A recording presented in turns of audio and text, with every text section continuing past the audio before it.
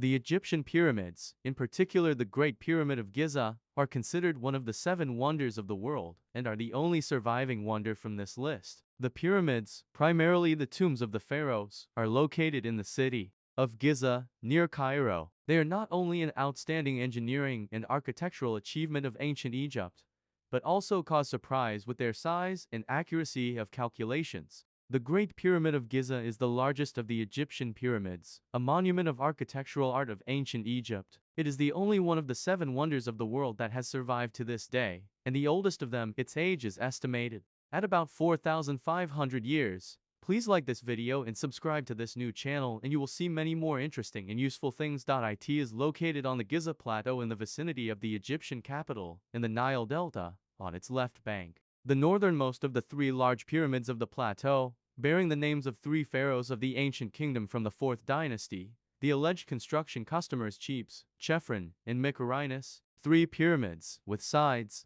precisely oriented to the four cardinal directions, were built in the vicinity of the cities of Memphis and Heliopolis millennia before the founding of Cairo. It is a single-tiered pyramid with smooth sides and a square base, the cladding of which was removed under Sultan Barkok in 1395, and the top represents a platform 10 meters long and wide. With an initial height of almost 147 meters, the pyramid has been the tallest building on Earth for more than 3 millennia. Since 1979, like many other pyramids of the Memphis complex and its necropolises, the pyramid area from Giza to Dahshur has been part of the UNESCO World Heritage Site. The mystery remains the almost complete absence of any mention of the pyramid in the Egyptian papyri. The only such mention at the moment is Mirror's diary, found in 2013, which includes records of the delivery of facing stone from the quarries of Tours. The following references are found in the Greek historian Herodotus and in ancient Arabic legends. Herodotus reported that it was built under a despot pharaoh named Cheops,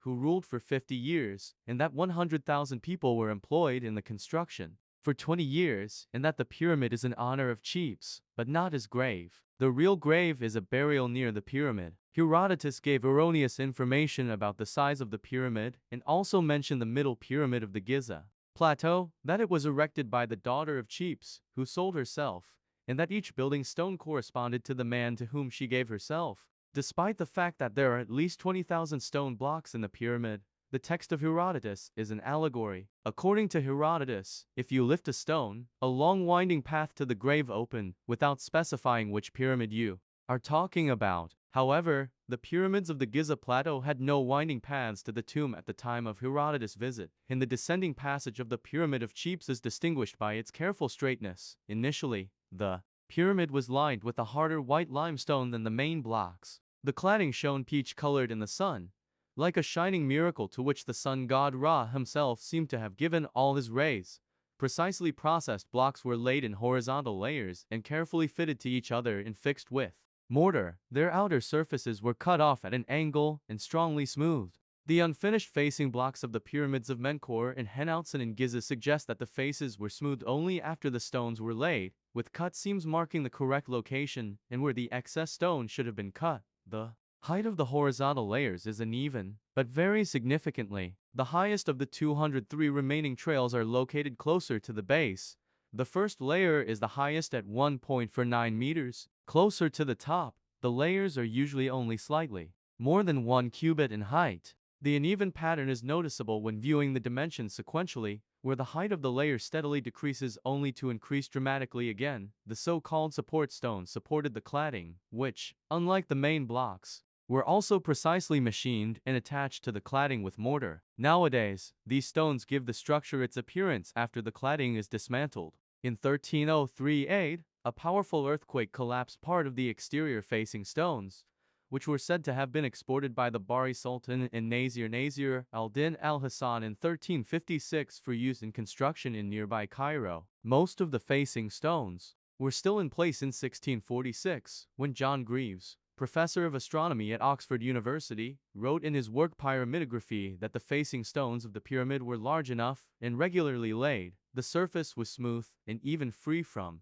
irregularities. However, the cladding was finally removed by Muhammad Ali Pasha in the early 19th century to build the upper part of his alabaster mosque in Cairo, near Giza. Later researchers reported massive piles of rubble at the base of the pyramid. From the first third of the descending passage, an ascending passage about 40 meters long runs south at the same angle of 26.5, ending in the lower part of the Grand Gallery. At its beginning, the ascending passage contains 3 large cubic granite plugs, which were masked from the outside, from the descending passage, by a block of limestone that fell out during the work of Al-Mamun. Thus, for the first 3,000 years after the pyramid was built, including during the era of its active visits in antiquity, it was believed that there were no other rooms in the Great Pyramid except for a descending passage and an underground chamber. Al-Mamun failed to break through these plugs, and he simply hollowed out a bypass to the right of them in the softer limestone. This passage is still in use today. There are 2 main theories about traffic jams.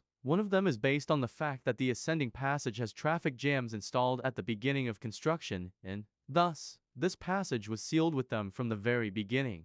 The second claims that the current narrowing of the walls was caused by an earthquake, and the plugs were previously located within the Great Gallery and were used to seal the passage only after the funeral of the pharaoh. An important mystery of this section of the ascending passage is that in the place where the traffic jams are now located, in a full-size, albeit shortened model of the pyramid's passages, the so-called test corridors north of the Great Pyramid, there is a junction of not 2, but 3 corridors at once, the third of which is a vertical tunnel. Since no one has been able to move the traffic jams so far, the question remains whether there is a vertical manhole above them. In the middle of the ascending passage, the wall structure has a special feature. So-called frame stones are installed in 3 places. That is, a square passage along the entire length pierces through 3 monoliths. The purpose of these stones is unknown. In the area of the frame stones, the passage walls have several small niches. A horizontal corridor with a length of 35 meters and a height of 1.75 meter leads to the second burial chamber from the lower part of the large gallery in a southerly direction.